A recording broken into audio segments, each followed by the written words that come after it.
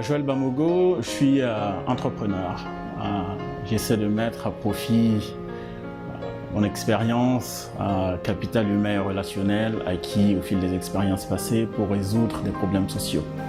Et je fais cela sur des projets dans l'énergie, dans la technologie et dans les services financiers. Moi j'ai fait les classes préparatoires au Maroc.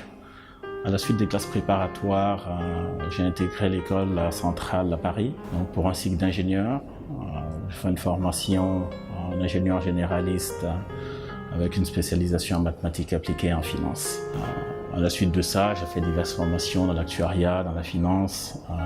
J'ai aussi fait un MBA en entrepreneuriat à la Wharton Business School aux États-Unis.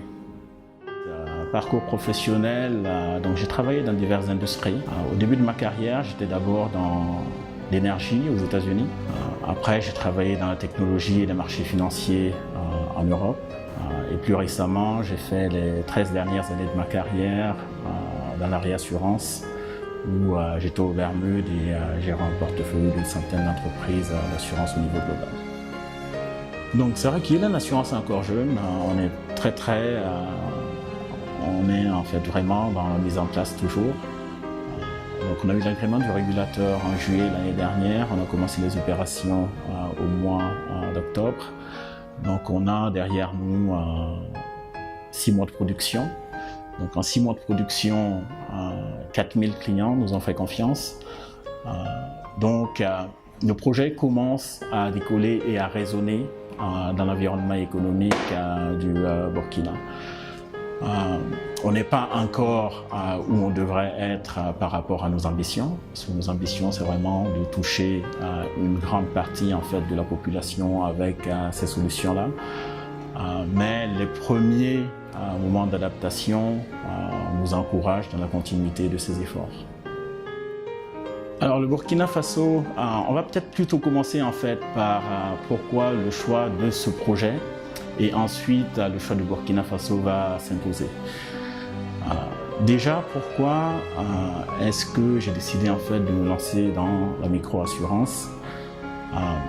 On regarde certains problèmes sociaux au niveau contextuel en Afrique.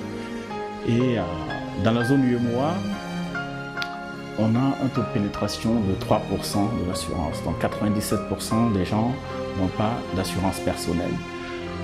Ça n'a l'air de rien, mais c'est un problème qui est grave. C'est un vrai problème de développement. Parce que ce qui se passe avec ces 97%, c'est que chaque fois qu'ils essaient d'avancer, il y a à un moment un aléa personnel qui fait qu'ils reculent d'un bond. Et repartir en fait de loin à chaque fois qu'on essaie d'avancer est très difficile. Donc ça freine en fait tout l'élan et toute l'inertie du développement. Donc, on a considéré que c'était en fait un segment important à adresser. Donc, du coup, on s'est lancé dans ce projet de micro-assurance pour résoudre ce problème social pour 97% de la population en fait dans la région. Aujourd'hui, on est en fait dans une situation où les choses évoluent relativement lentement. L'une des raisons, ce qu'on pense aussi pourrait être l'environnement sécuritaire, donc les risques étant un peu plus élevés qu'à d'autres moments, les investissements se font plutôt attendre, ce qui fait que l'activité générale baisse. Dans ce contexte-là, nous, on se doit en fait de remultiplier nos efforts parce que bon, si on les arrête, tout le système s'arrête. Donc l'activité économique continue. Bien qu'elle soit plus lente qu'on aurait espéré. Donc on se dit que ça devrait aller en s'améliorant.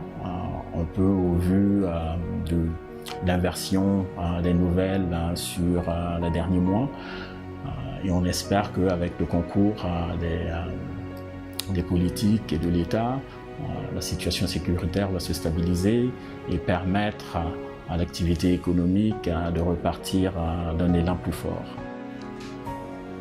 Pour les jeunes, je veux dire principalement oser entreprendre. Rien ne viendra en fait sans ce risque-là. Donc embrassez le risque d'entreprendre. Ne vous limitez pas à ce que vous pouvez entendre, vous ne pouvez pas faire ci, vous ne pouvez pas faire ça. Non, moi je crois qu'aujourd'hui, en fait, la jeunesse burkinabé, on a accès à tout. Les barrières à l'information et à l'éducation sont beaucoup plus basses qu'elles ne l'étaient avant. Donc n'arrêtez jamais de vous former, continuez toujours à entreprendre et à apprendre, quel que soit votre niveau.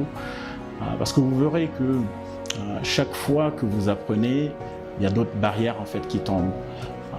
Par exemple, quelqu'un me dirait « Ah, mais bon, on n'a pas accès au capital pour effectuer nos projets. » Mais quand le projet est vraiment bien construit, et il est bien construit parce qu'on a appris en fait autour de nous, vous allez voir que la barrière du capital va tomber parce que les gens qui ont à disposition ce capital-là sont intéressés par des projets qui sont bien construits.